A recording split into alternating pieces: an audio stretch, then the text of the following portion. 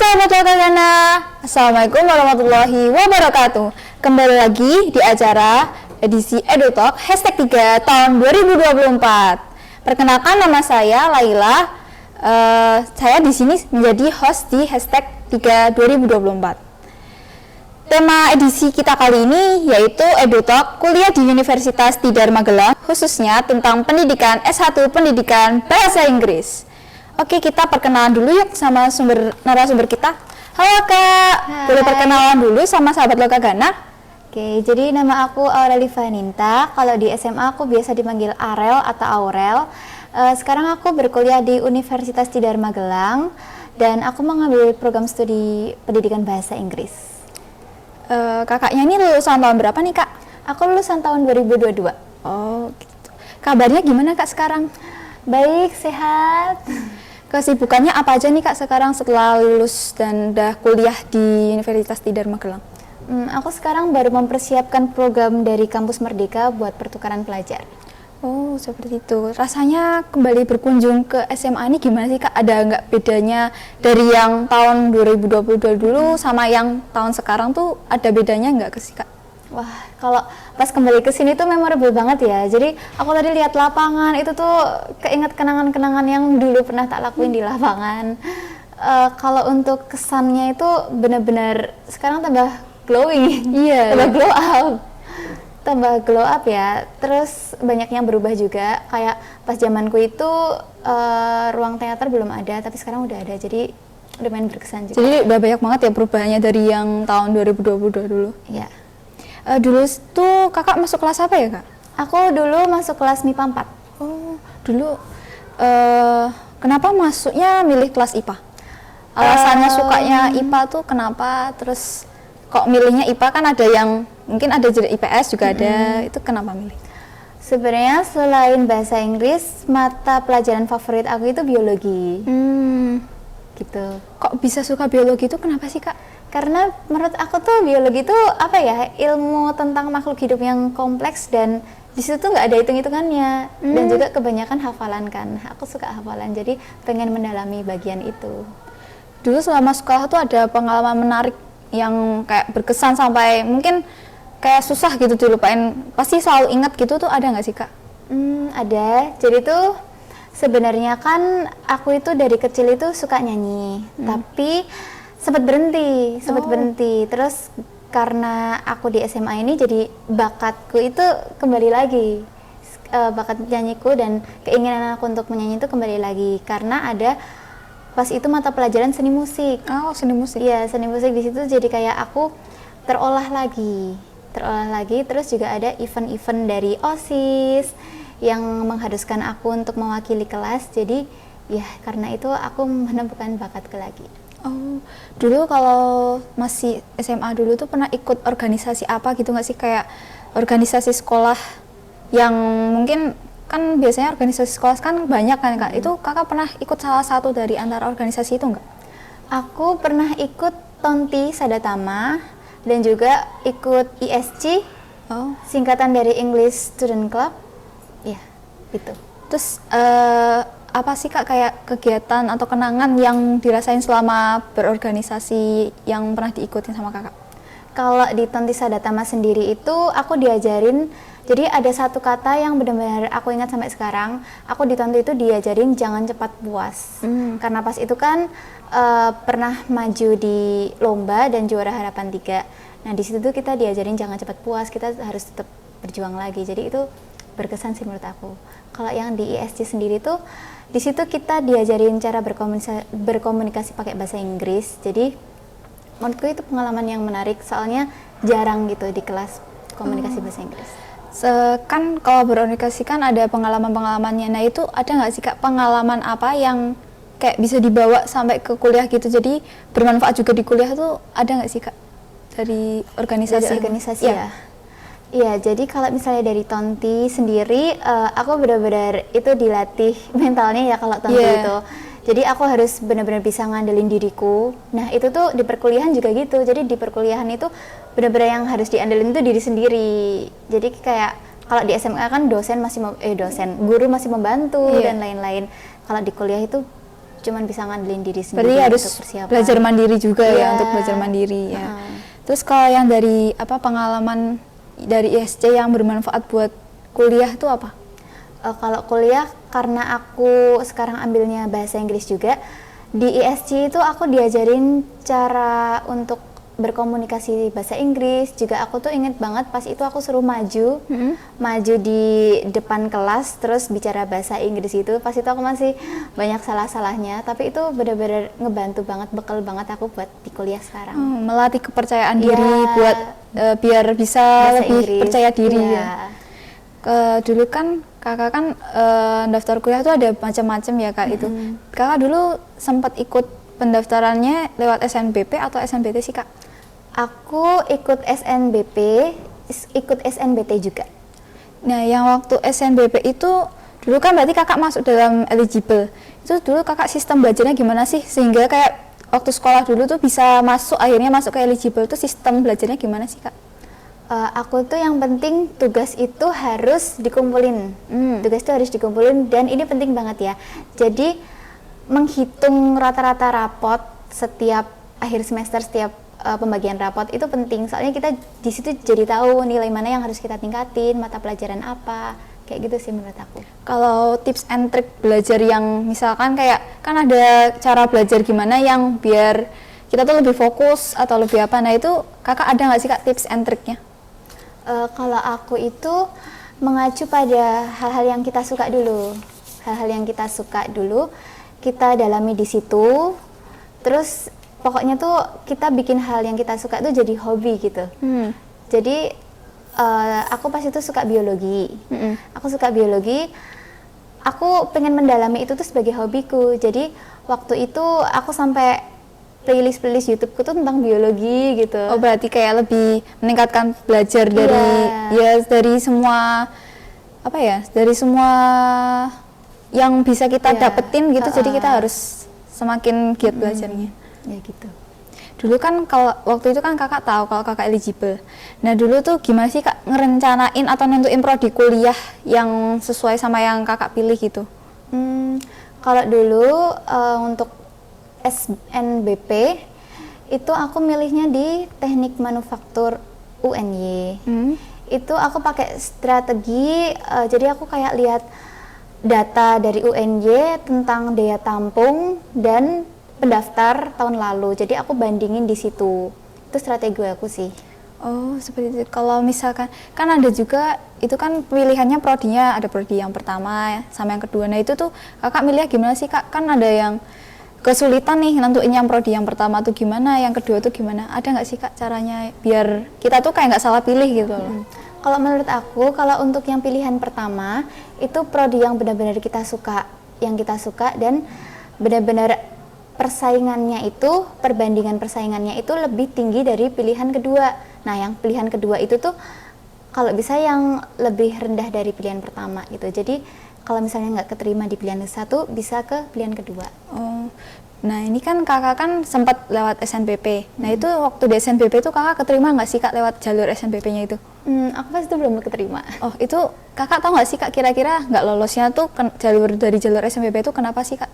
Karena kayaknya waktu itu tuh aku cuman fokus sama peminat yang sedikit. Jadi ini sebenarnya nggak boleh ditiru juga ya. Soalnya kita kalau milih jurusan itu harus sesuai yang kita mau. Karena pas itu aku bingung banget, aku milihnya yang kira-kira peminatnya sedikit nih. Sebenarnya itu nggak boleh.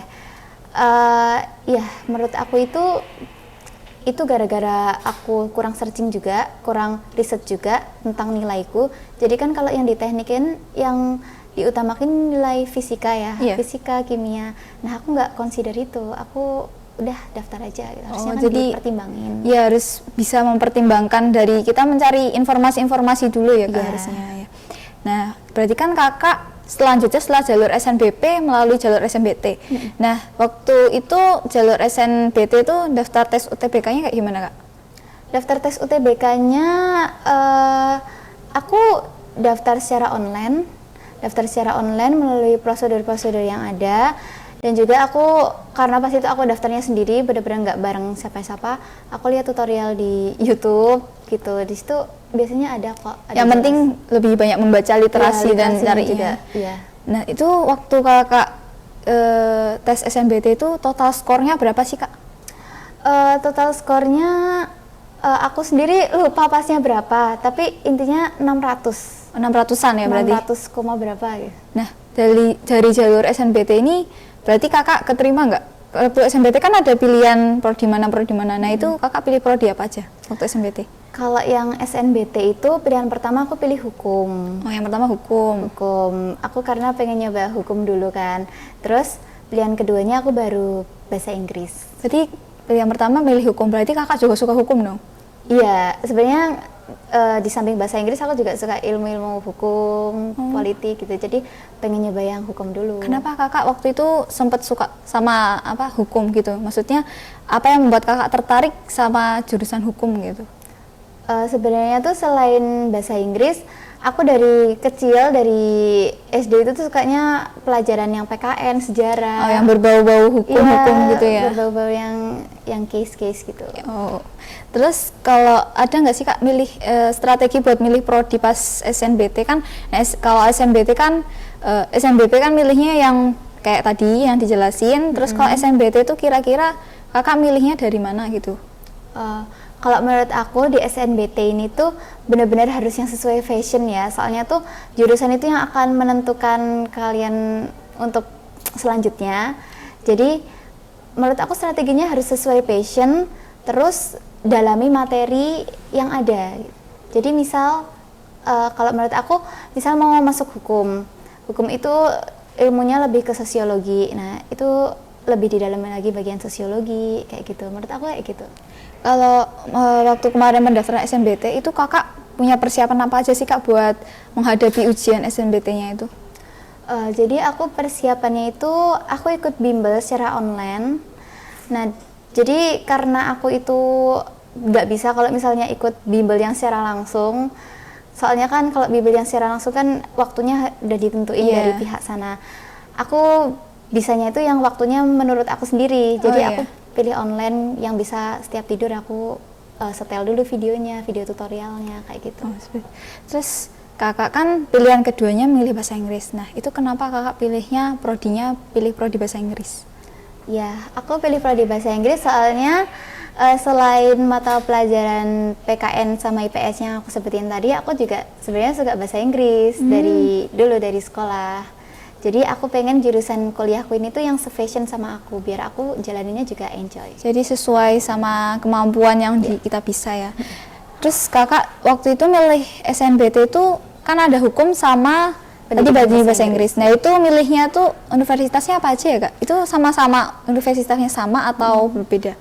Aku milihnya sama, Universitas Tidar, soalnya setelah aku ditolak SNBP, aku tuh mikir kayaknya aku pengen nyoba yang di luar Jogja nih, tapi masih deket sama rumah, terus akhirnya aku milih Untidar. Kenapa kakak milihnya Untidar? Kan maksudnya ada univ lain, nah kenapa kakak lebih memilih ke Untidar? Itu ada apa?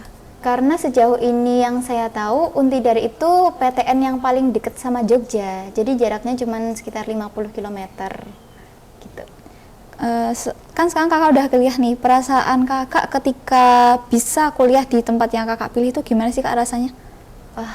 Bersyukur banget. Sebenarnya tuh nggak expect banget bisa keterima di PTN. Tadinya udah hopeless, udah pasrah, tapi ternyata keterima. Itu benar-benar ya kaget. Udah kayak apa, membayang ekspektasinya ternyata terrealisasikan gitu kan ya. Nah, suasananya kuliah di Untidar tuh gimana sih kak? Ada nggak kayak beda dari suasana dulu masih sekolah SMA gitu? Kalau suasana belajarnya tuh sebenarnya seru, apalagi silabus di Untidar tuh gunain habis teori terus praktek, jadi kayak bisa mendalami materi. Nah, kalau untuk perbedaannya sama SMA, seperti kuliah-kuliah pada umumnya, di Untidar itu lebih itu sih, kan kalau di SMA kan dosen yang benar-benar kayak ngejar-ngejar, ayo kumpulin. Nah, kalau di Untidar tuh kita hanya bisa ngandelin diri sendiri, jadi tentang pengumpulan tugas itu tuh ya udah terserah kita mau ngumpulin apa enggak, tapi nilainya kita tanggung. Iya, gitu. berarti sesuai kesadaran diri kesadaran masing-masing. Diri, iya. Kalau di Untidar itu masuk PTN nggak sih kak? PTN. PTN maksudnya. Lokasi Untidar itu di mana sih Kak tepatnya? Mungkin ada teman-teman yang belum tahu tempat Untidar itu di mana, mungkin belum masih asing gitu Untidar itu di mana. Boleh nggak sih Kak kasih tahu tempat Untidar itu di mana sih? Jadi Untidar itu berada di Magelang Kota, tepatnya di Jalan Kapten Supratman, Potro Bangsan.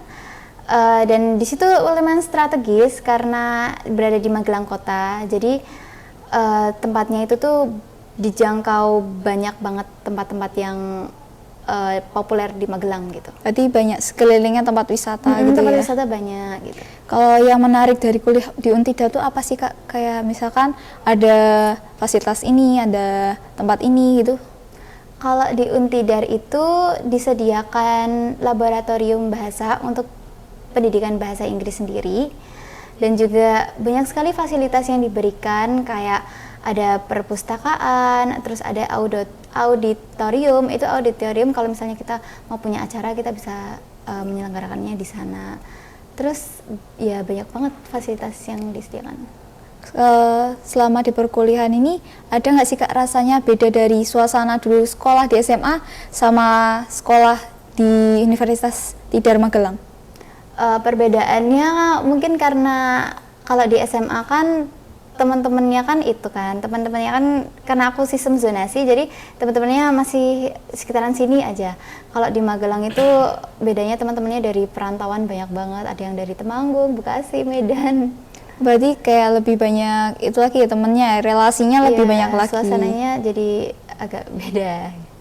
Terus kalau ada nggak sih Kak yang mau dibagikan ke adik kelas, apa aja sih kebiasaan di perkuliahan yang bisa dibiasakan sedari sekarang? Jadi kayak kalau misalkan sebelum pas kuliah tuh nggak kaget gitu loh dengan perbedaan dari sekolah di SMA sama kuliah gitu. Kalau kebiasaan menurut aku itu tadi, jadi kita harus ngandelin diri sendiri, mulai sekarang dilatih untuk bisa mempersiapkan apapun sendiri. Jadi kayak kesadaran dirinya lebih ditingkatkan lagi dalam pengumpulan tugas, dalam pengumpulan apapun itu, karena di kuliah itu yang utama gitu dilakukan. Gitu. Kan kakak sekarang berarti kuliah di Prodi Pendidikan Bahasa Inggris. Nah itu apa aja sih Kak yang dipelajari di Prodi Pendidikan Bahasa Inggris itu? Siapa tahu kan teman-teman ini ada yang tertarik juga, cuman belum tahu apa aja sih prodi-prodi, apa sih matkul yang biasanya dipelajari di Prodi Bahasa Inggris. Mata kuliah yang dipelajari bahasa Inggris tuh karena ini pendidikan bahasa Inggris, jadi lebih difokuskan ke bagaimana untuk menjadi seorang pendidik. Jadi di semester 1 itu matkulnya dasar-dasar semua, ada psikologi pendidikan, terus pengantar pendidikan, pokoknya yang hal-hal tentang pendidikan, dan juga ada Inggris-Inggris yang dasar kayak speaking intensive course, terus grammar intensive course, sama banyak pokoknya yang dasar-dasar gitu. Kan sekarang kan udah ada metode kuliah merdeka di kampus. Nah itu tuh gimana sih Kak metode kuliah merdeka di kampus itu? Jadi kuliah merdeka di kampus itu kalau di Untidar sendiri mahasiswa disuruh untuk bereksplorasi. Jadi aku ada satu mata kuliah yaitu namanya English for Professional Purposes. Itu kita setiap perkuliahan itu disuruh bikin silabus. Oh, silabus. Iya, karena kita kan mau difokuskan untuk jadi pendidik. Silabus, terserah subjeknya siapa, terserah mau ngapain aja. Pokoknya kita suruh bikin penataan kelas lah, penataan apa yang ingin dilakukan ketika kamu menjadi seorang guru. Itu kita suruh bereksplorasi sendiri, terus nanti kita presentasikan. Pokoknya di kuliah merdeka itu kita dilatih untuk berpikir kritis. Tuh. Kalau boleh tahu tuh apa aja sih Kak yang dituntut atau yang dipersiapkan buat mahasiswa tuh biar lebih siap lagi kan, karena sekarang kuliahnya merdeka. Nah itu apa aja sih Kak yang biar mereka tuh lebih siap dalam kurikulum merdeka ini? Kalau untuk dipersiapkannya itu tuh sebenarnya lebih kreatif aja sih, soalnya kurikulum merdeka itu tuh suruh siswa untuk berpikir kritis dan bereksplorasi gitu. Jadi buat munculin inovasi-inovasi baru, jadi lebih kreatif, terus lebih bisa berpikir yang kritis gitu. Nah kan kakak masuknya pendidikan bahasa Inggris, nah itu ada laboratoriumnya nggak sih kak? Kan kalau di SMA kan kita biasanya yang ada laboratoriumnya jurusan MIPA nih. Nah kalau untuk yang jurusan bahasa ini ada nggak sih kak laboratoriumnya buat pendidikan bahasa Inggris gitu? Kalau laboratoriumnya pendidikan bahasa Inggris itu ada namanya laboratorium bahasa. Di situ biasanya kita buat listening. Kalau aku semester 3 ini baru dapat buat listening, tapi nanti untuk semester-semester atas bakal banyak kegiatan yang dilakukan di sana, kayak oh ya, pas itu aku semester 1 pernah juga di laboratorium bahasa buat mata kuliah English Voice and Accent. Itu kita dilatih buat pronounce kita. Berarti di laboratorium itu kegiatannya nggak cuma itu aja ya, masih ada banyak lagi, cuman masih bermacam-macam juga jadi tempatnya. Nah kalau kegiatan perkuliahan pendidikan bahasa Inggris tuh ada apa aja sih kak kegiatannya? Kegiatannya itu macam-macam ya, sesuai dengan mata kuliah dan materi yang disampaikan. Dan kalau di Untidar itu gunain silabus, jadi kayak teori praktek gitu. Semisal mata kuliahnya translation itu kita suruh mentranslate gitu. Di situ ada penjelasan teori dulu, dasar-dasar translation, terus apa yang harus kita translation, terus di prakteknya itu kita harus menjadi seorang translation sendiri. Jadi kayak benar-benar dilatih buat suatu pekerjaan gitu. Nah itu kan tadi kakak bilang ada prakteknya. Nah itu prakteknya tuh ngapain aja sih kak? Prakteknya pendidikan bahasa Inggris itu ngapain aja gitu? Biasanya prakteknya itu sesuai dengan materi atau bab yang dibahas. Semisal kayak aku tadi sebutin tentang translation, kita disuruh fokus untuk menjadi seorang translator. Nah kalau misalnya itu aku ingat banget mata kuliah speaking intensive course. Jadi di situ itu menyenangkan sekali ya, kita setiap pertemuan di kuliah itu kita disuruh melakukan drama, membuat drama, melakukan drama. Jadi menurutku itu melatih speaking skills dan vocab juga. Oh seperti itu. Berarti dilatih buat percakapan sehari-hari gitu biar lebih itu ya kak, biar lebih apa ya, biar lebih bisa pakai bahasa Inggrisnya gitu ya. Dan juga itu kalau misalnya kan kita ditujukan untuk menjadi seorang pendidik, itu juga ada Untidar itu menyediakan jadi kayak Untidar mengajar. Jadi kita bisa ke SD belajar mengajar bahasa Inggris. Berarti langsung terjun mengajar langsung gitu ya. Nah, dari capaian kompetensi apa aja sih kak kalau dari seorang lulusan pendidikan bahasa Inggris di Untidar itu? Kompetensi pencapaiannya itu tentu saja menjadikan pendidik yang profesional dalam bidang bahasa Inggris dan juga menerapkan bahasa Inggris itu dalam komunikasi sesuai aturan dan benar gitu. Nah, proyeksi lulusan dari prodi itu tuh bisa berkarir di mana aja sih kak? Kalau misalkan kan pendidikan berarti biasanya guru, nah itu tuh mungkin ada proyeksi kerja karir di tempat lain tuh di mana aja sih kak?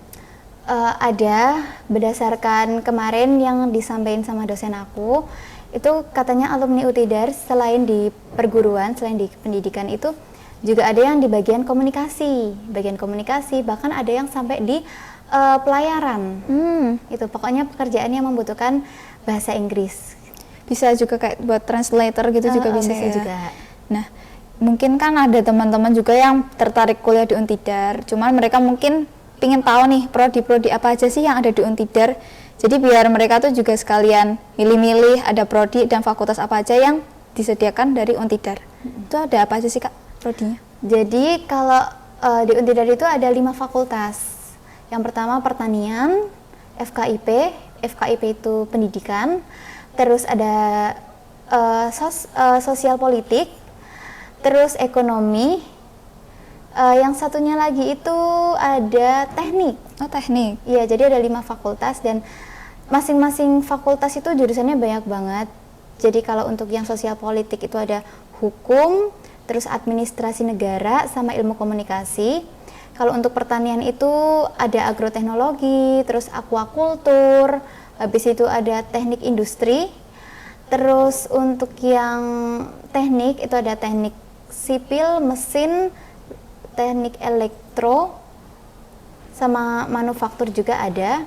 Untuk yang FKIP sendiri itu ada pendidikan bahasa Inggris, bahasa Indonesia, IPA, matematika sama biologi. Kalau yang terakhir itu, oh ya ada satu lagi, Fakultas Ekonomi itu prodinya itu ekonomi pembangunan sama bukan arsitektur, akuntansi. Oh, akuntansi. Ya, ekonomi pembangunan sama akuntansi S1 dan D3. Jadi cukup banyak juga ya untuk pilihan prodi-prodinya di Universitas Tidar Magelang. Nah, itu kan ada di Universitas Tidar Magelang itu ada jalur apa sih Kak masuknya selain SNBP dan SNBT itu? Jadi di Universitas Tidar itu ada jalur mandiri, dan di jalur mandiri itu ada dua cara untuk bisa masuk di jalur mandiri Tidar. Jadi yang pertama itu ada jalur rapot. Di situ bisa gunain rapot atau prestasi-prestasi yang lain, itu bisa masuk jalur rapot. Dan yang kedua itu jalur tes. Nah, by the way nih di Untidar ada UKM apa aja sih Kak yang bisa diikutin sama mahasiswanya gitu? Kalau di UKM banyak banget ya. Jadi kayak untuk kesenian sendiri ada bengkel seni. Bengkel seni itu mencakup teater, terus karawitan, musik, sastra, dan lain-lain. Habis itu ada paduan suara. Paduan suara namanya PSM GST Untidar. Itu juga cukup berprestasi paduan suaranya. Dan juga untuk Islami juga ada UKM Iksan. Dan juga ada UKM Kewirausahaan juga. Terus yang terakhir itu ada UKM Pelita. UKM Pelita itu apa tuh? UKM Pelita itu UKM yang jadi kayak cara untuk melatih kita berkomunikasi. Komunikasi dan berinteraksi. Nah, dari semua UKM itu ada nggak sih Kak yang Kakak ikutin dari UKM-UKM itu? Kalau sampai semester 3 ini aku belum ikut UKM, tapi aku ikut kegiatan di luar kampus. Oh, apa itu Kak?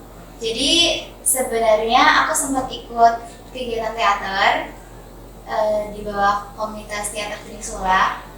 Jadi yang akan tampil di 17 Februari di Taman Budaya, tapi sayangnya aku nggak bisa ikutan pentas karena harus ikut program pertukaran mahasiswa. Oh, berarti Kakak ikut program pertukaran mahasiswa yang di mana tuh Kak? Di tempat ini?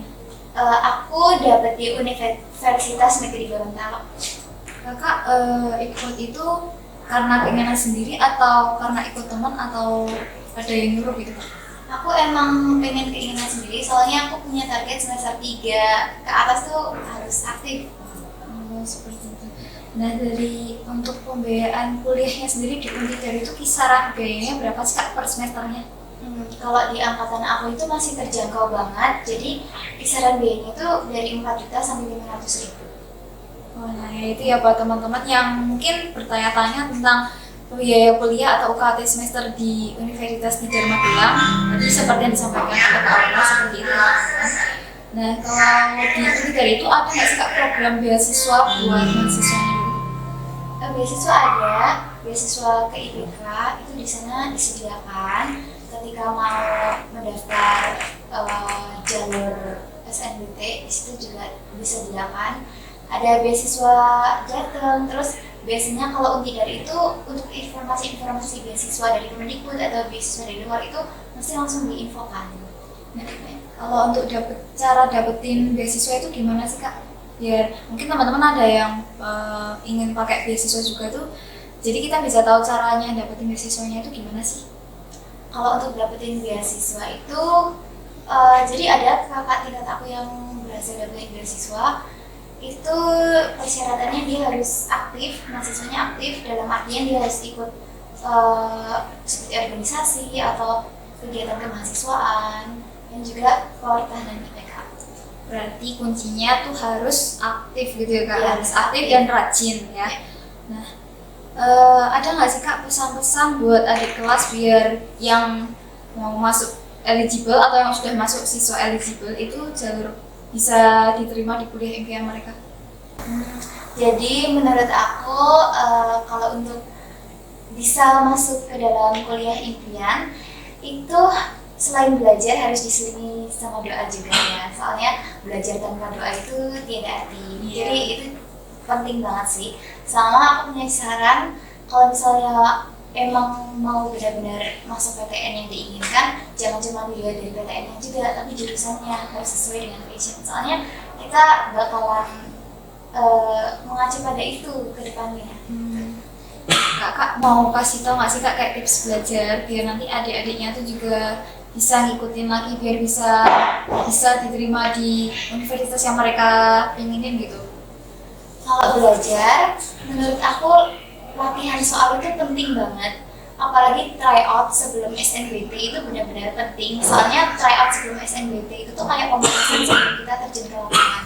Jadi menurutku yang terpenting dilakukan selain pemahaman teori dan materi itu latihan. Yang penting tuh latihan, usaha harus sering mengerjakan juga ya Kak, biar kan kita kan juga lihat dari contoh-contoh soal. Oke Kak, terima kasih buat podcast acara hari ini dan semoga Kakak sukses terus berkuliah sampai berkarir. Saya mau minta maaf apabila ada kekurangan dan kesalahan. Sampai jumpa pada acara Ruang Alumni edisi EduTalk berikutnya hanya di channel YouTube kita Lokagana TV SMA Negeri 1 Sedayu. See you. Wassalamualaikum warahmatullahi wabarakatuh.